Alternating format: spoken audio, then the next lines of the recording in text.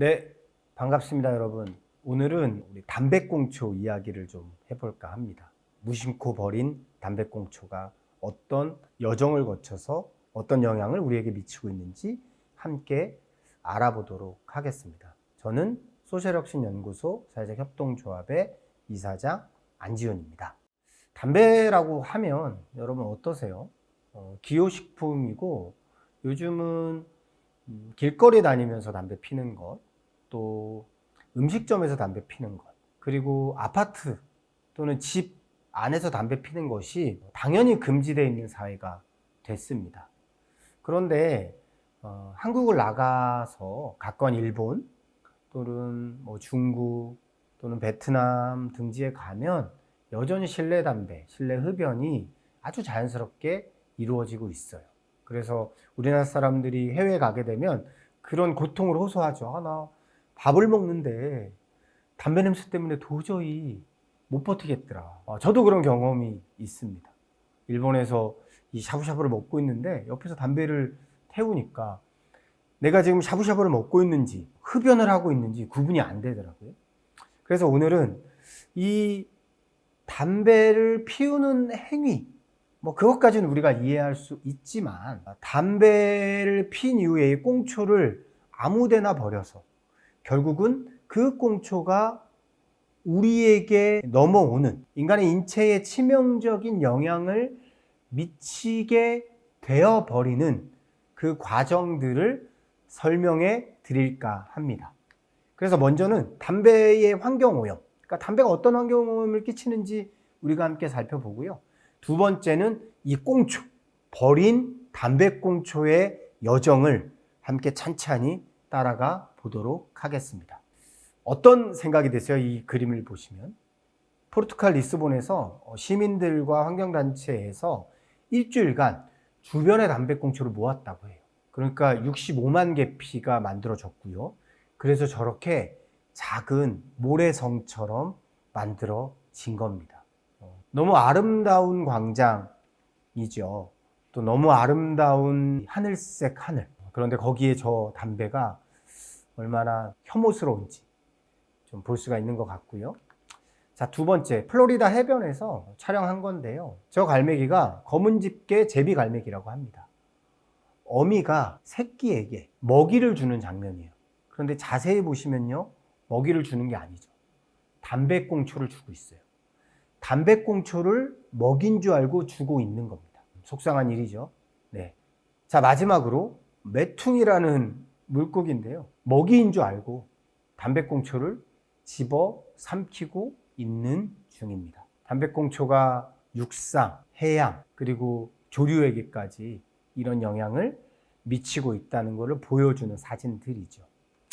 그래서 담배의 환경오염 요소가 무엇인지 좀 살펴봤어요. 세 가지 정도로 나눠지는데요. 첫째, 육상 생태계를 파괴한다. 둘째, 해양 생태계를 파괴한다. 마지막으로 기후위기에 악영향을 미친다. 자, 하나하나 세세하게 좀 볼게요. 육상 생태계를 파괴한다는 것은 연간 6,800억 개의 꽁초가 도로, 공장, 하천 근처에서 무단으로 투기된다고 합니다. 이게 2022년 자료니까 꽤 최근 자료이죠. 그리고 그 담배 필터는 셀룰로스 아세테이트라는 플라스틱 물질로 이루어져 있거든요. 자연 분해까지 10년에서 15년 정도 걸린다고 해요. 그러니까 담배가 버려지는 꽁초의 대부분은 뭐죠? 필터입니다. 그 플라스틱이 10년에서 15년간은 분해되지 않고 우리 토양을 오염시킨다는 거죠. 그리고 어떤 피해를 주냐면 토양오염, 식물 생장을 저해하고 미생물 생태계를 교란시킵니다. 꽁초 한 개가 토양에 1리터 정도의 오염을 준다고 하고요.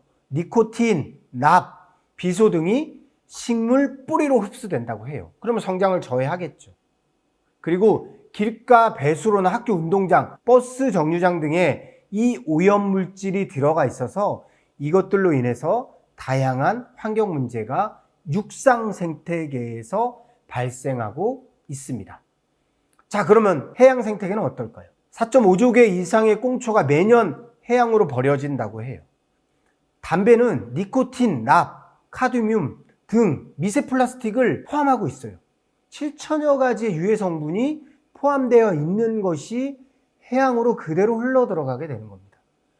그래서 물고기, 갑각류, 조개류, 산호 등에게 치명적인 영향을 끼칩니다. 왜? 먹이로 착각해서 섭취하니까요. 그러면 이제 이 먹이를 섭취한 해양 생물은 어떨까요? 그렇죠. 장기 손상되거나 폐사가 되고요. 꽁초 한 개를 바닷물에 떨어뜨리면 최대 1000리터 정도의 물을 오염시킨다고 해요. 그리고 해양 생물 사망률이 50%나 증가한다고 합니다. 이거는 실험실 안에서 해본 겁니다. 그리고 2050년도에는 과학자들이 이렇게 이야기하는데요.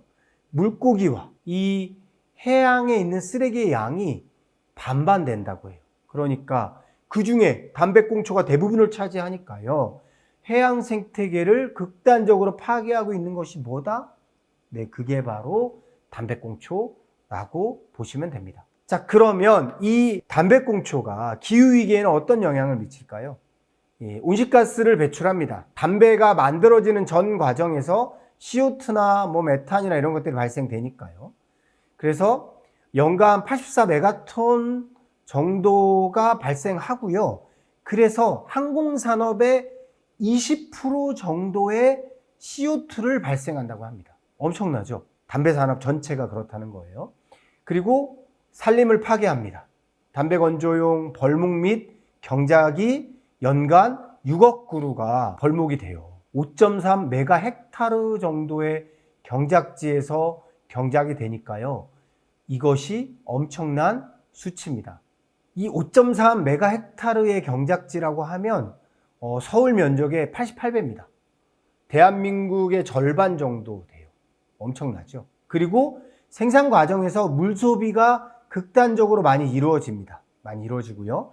그리고 화석연료를 고갈시키겠죠. 왜?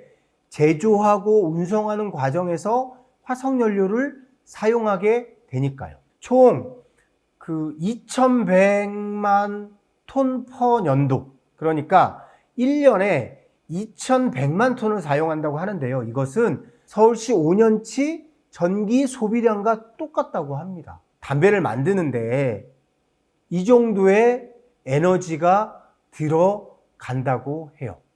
그리고 블랙카본이 배출돼서 도심의 대기오염을 촉진하고 그래서 단기 온실효과를 발생시키고 있습니다. 기후위기에 대해서도 담배가 큰 악영향을 미치고 있는 거죠. 자, 그럼 여러분, 우리의 담배꽁초의 여정 함께 살펴보도록 하겠습니다. 먼저 무단투기를 하게 되죠. 저 무단투기는 꽤 장초를 벌이셨습니다. 무단투기를 하게 되면 유실되고 집수됩니다. 다시 말하면 담배가 하수구나 또는 이런저런 곳에 버려지게 됩니다. 그래서 한데 모아지게 되고요. 그게 궁극적으로는 하천에 유입되게 됩니다. 그럼 하천에 유입되면 햇빛에 의해서 파도나 또는 물살에 의해서 미세 플라스틱으로 만들어지게 돼요. 그럼 어떻게 되죠? 동식물이 섭취하게 되죠. 왜? 먹이로 인해서. 그러면 이 섭취하게 되면 먹이 사슬에 농축되게 됩니다. 왜? 플랑크톤이 먹게 되면 물고기가 플랑크톤을 먹고요. 이 물고기를 또 새가 먹고 이 또 다른 물고기가 먹고 이렇게 반복적으로 먹이사슬 계층을 넘어가면서 먹이사슬에서 이 담배꽁초로 만들어진 미세 플라스틱이 농축되게 됩니다. 그러면 이것이 지속되게 되고요. 그래서 퇴적되고 바다 생태계, 육상 생태계, 기후 위기까지 촉진하게 됩니다. 좀 더 자세하게 볼게요. 자, 먼저 무단투기. 연간 약 6,800억 개의 꽁초가 무단으로 투기됩니다.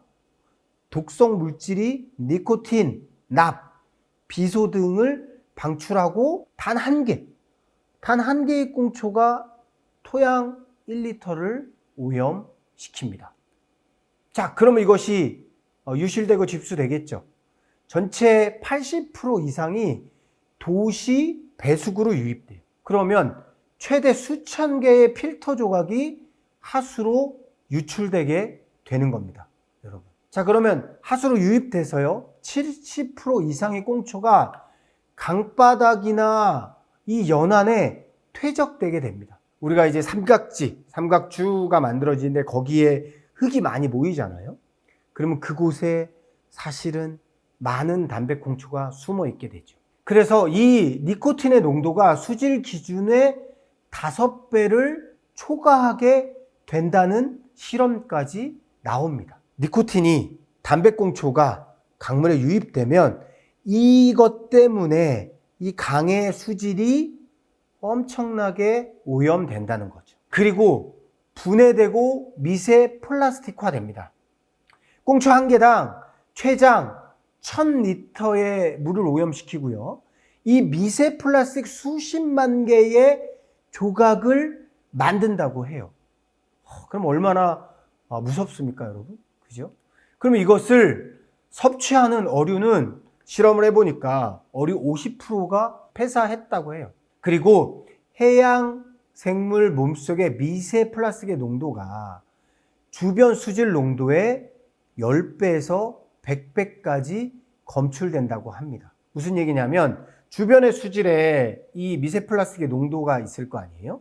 이것을 살펴보고 실제로 해양 생물에게 몸속에 있는 미세 플라스틱의 농도를 확인해 보니까 해양 생물 몸속에 있는 미세 플라스틱이 10배에서 100배나 많았다는 거예요. 물고기들과 해양 생물이 미세 플라스틱을 계속해서 섭취했다는 이야기입니다. 자, 그리고 먹이사슬에 농축됐다라고 했잖아요. 먼저 1차 소비자, 아주 소형 어류가 먹게 되죠. 그리고 3차 소비자, 큰 어류가 이걸 먹게 돼요. 그러면 1차 소비자에게 있던 이 농도, 니코틴과 중금속 농도가 5배에서 10배 정도 증가한다고 합니다. 근데 우리는 보통 이 3차 소비자, 다시 말하면 큰 어류를 인간이 먹게 되잖아요. 그러면 인간은 그보다 많은 니코틴과 중금속을 먹게 되는 거죠. 그래서 해양 포식자 간 독성 물질의 농축률이 12배까지 증가한다는 결과가 나오는 겁니다. 자, 마지막으로 이 필터가 분해되는데 10년에서 15년 걸리니까 얼마나 토양을 오염시키겠습니까? 또 실험을 해보니까 이 해양 퇴적물의 이 시료에서 60년 이상 미세 플라스틱이 잔존한다고 해요.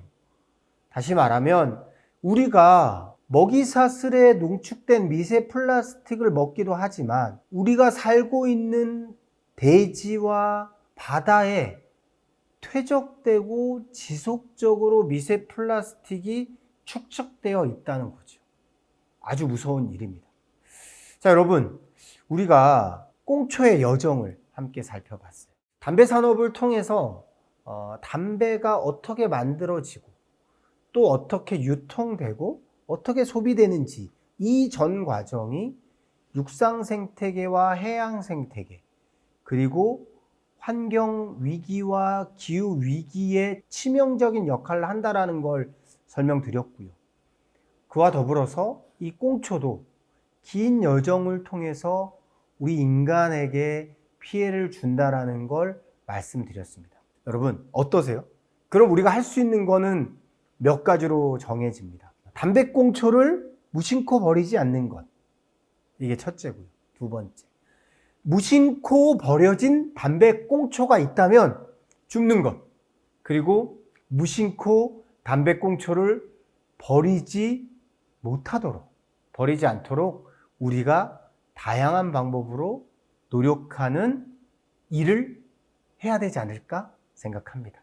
네, 여러분, 굉장히 단순한 주제였는데 사실은 이 단순한 주제를 찬찬히 톱아보니 여러 가지 이야기를 도출해낼 수 있죠. 우리 일상에서 무심코 버린 꽁초 조심하고 되돌아봤으면 좋겠습니다. 네, 지금까지 강의를 들어주셔서 감사합니다. 이상으로 강의를 마치도록 하겠습니다. 감사합니다.